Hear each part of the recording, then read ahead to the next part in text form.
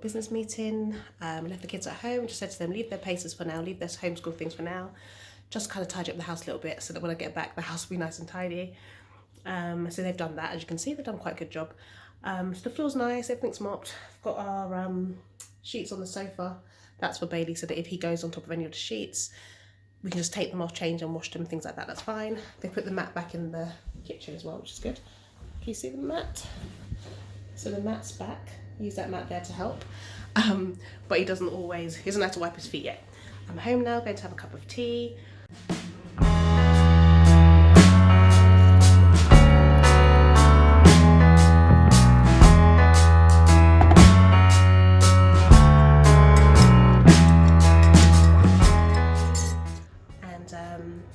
Yeah, focus on the rest of the day. So I've got to go to the dump at 3 o'clock. I've got quite a lot of hay boxes and some random bits to throw away.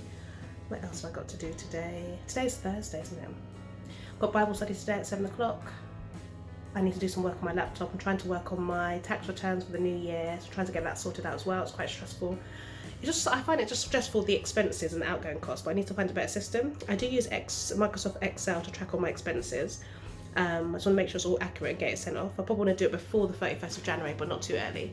I will do it in the new year though. And yeah, so anyway, today is Thursday. Teacher Tip Thursday, where you get tips from a qualified teacher. For today, I think my Teacher Tip Thursday is going to be based on parents' evenings. So if your child already goes to school, you may have had parents' evenings already, or you may be expecting some in the next few days or so, because schools tend to wrap up now in time for Christmas. They've got nativity plays and things like that coming up. So my top tips for going to parents' evening would be, before you go to the parents' evening, write down some questions that you have concerning your child's education.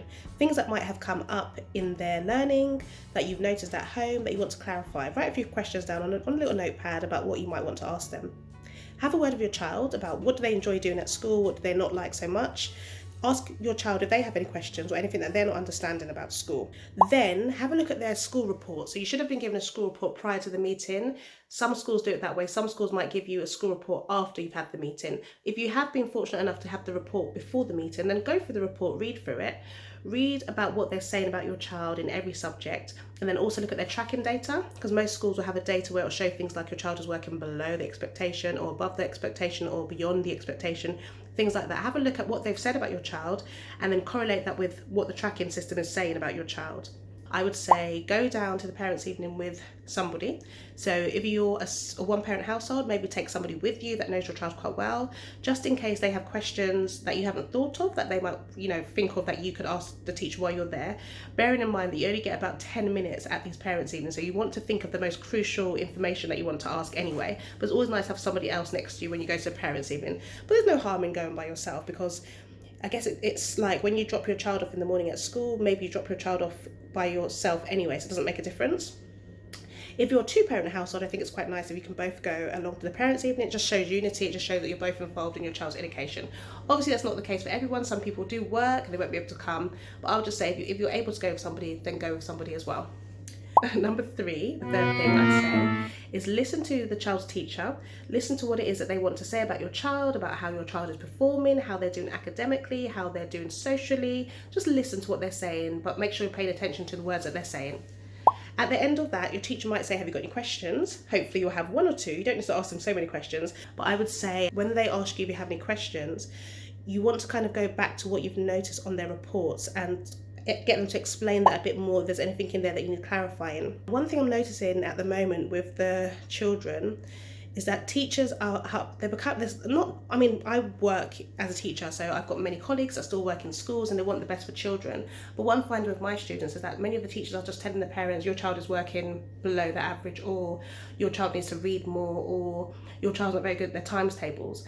But then I feel like the parents try to take it on board. Some of the parents that I work with, they tend to take it on board themselves, and they obviously pay for a tutor like me. They buy lots of books from the bookstores to help their children, but they don't really know the direction of what it is they're supposed to be doing. So I think it's important to ask the teacher what they're doing to help your child while your child's at school, because you've got to remember that you're doing your part while your child's at home, and you've chosen an educational style for your child, which has been for them to go to school. So there's a level of responsibility that schools have for your child, and you need to make sure that you're knowing what they're doing, what they have put in place for your child. So for example, if your child is working if the child is exceeding the objectives, That's what every parent kind of wants. If they're exceeding the objectives, find out how the school are challenging them even further. Like what have they got in place to keep that child motivated for learning, keep that child engaged in the lessons? What sort of things are they doing for your child at that level, and how could you help to further pursue that skill that your child already has? If your child is working at the average level, you can still find out what are their targets, what are their weaknesses, what can you do to help them at home to bring, you know, to bring that level even higher.